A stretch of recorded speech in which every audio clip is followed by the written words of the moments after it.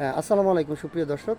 ক্যামেরার সামনে দাঁড়িয়ে আছে এই মুহূর্তে একটি ধার্মিক বোন, যিনি পর্দা করেন। ক্যামেরার সামনে আসতে চাইনি, তারপরেও আমরা অনেক জোর করে নিয়ে আসলাম। তো যাই হোক আপু, আসসালামু আলাইকুম, ভালো আছেন আপনি? ওয়ালাইকুম আসসালাম, আলহামদুলিল্লাহ। আপনার নাম কি আসসালামু আর কোথা আলাইকুম। থেকে কোথা থেকে এসেছেন? আমি চাঁদপুর থেকে আসছি।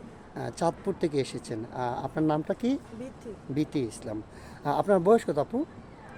আমার বয়স 25। 25 বছর বয়স। আপনি নামাজ কালাম তো অবশ্যই পড়েন। আপনি আমাকে অফ ক্যামেরাতে বলেছেন যে আপনি নামাজ কালাম পড়েন, পর্দায় থাকেন, কাউকে আপনি মুখ দেখাতে চান, তাই তো? জি। আপনি মাদ্রাসা লাইনে কতটুকু পড়ালেখা করেছেন আপু?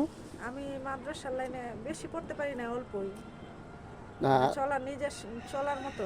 আচ্ছা আচ্ছা, নিজের চলার মতো আপনি জি। নামাজ পড়েন এবং কি পর্দা করেন? জি, আমি 5 ওয়াক্ত নামাজ পড়ি, পর্দা করি।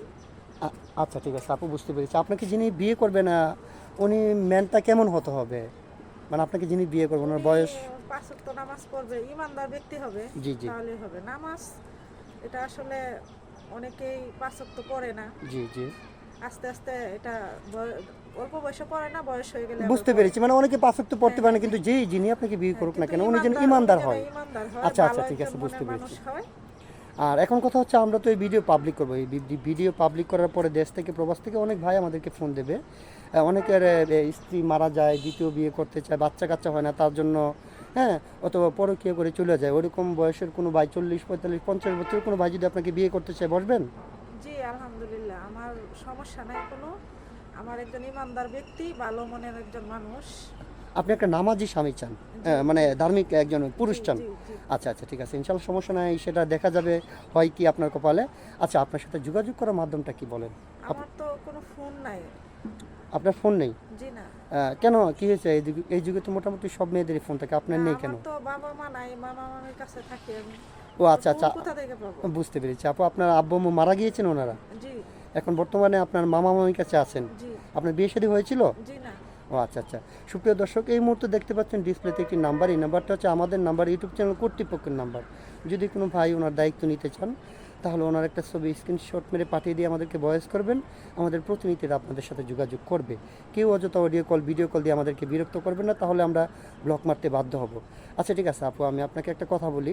আমাদের এই ভিডিও পাবলিক করার পরে দেশ থেকে প্রবাস থেকে শত শত ভাই আমাদেরকে ফোন দেয়। অনেকে মনে করুন প্রবাসী হয়, প্রবাসী ভাইয়ারে বেশিরভাগ ফোন দেয়, যাদের স্ত্রীরা পরকে করে চলে যায়, অথবা বাবা মাকে দেখতে পারে না তার জন্য ছেড়ে দেয়। ওইরকম কোনো ভাই যদি আপনাকে বিয়ে শাদী করার পরে গ্রামে রেখে উনি আবার প্রবাসে চলে যায়, ওনার বাড়িতে মনে করেন বাবা মা থাকবে, ওনাদেরকে সেবা যত্ন করতে হবে, পারবেন? জি, ইনশাল্লাহ পারবো। আমার নিজের তো বাবা মা অনেক বছর আগেই চলে গেছে। জি জি। তো আমি আমার স্বামীর বাবা মারে আমি নিজের বাবা মা মনে করব। যাই হোক আপু, আপনি সুন্দর কথা বলেছেন, যে স্বামীর বাবা মাকে বাবা মা মনে করতে হবে, জি এটাই জি কিন্তু বাস্তব কথা। কারণ জি, এটাই বেলা শেষে বাস্তব। ওনাদের কাছেই কিন্তু আপনার থাকতে হবে। হ্যাঁ, আমিও ভালো একজন মনের মানুষ চাই, একটা স্বামী চাই, ভালো ইমানদার ব্যক্তি। বাবা মাও আমার দরকার। স্বামীর বাবা মা হইলে আমারও বাবা মা হয়। জি জি, অবশ্যই অবশ্যই। কারণ মেয়েদের ধর্মটা হচ্ছে এরকম, যদিও জি আপনার জি বাবার বাড়িতে জন্ম, কিন্তু থাকতে হবে সারা জীবন স্বামীর বাড়িতে। জি জি। আচ্ছা ঠিক আছে আপু, আপনার জন্য শুভ কামনা। আপনি ভালো থাকবেন, সুস্থ থাকবেন, আল্লাহ হাফেজ।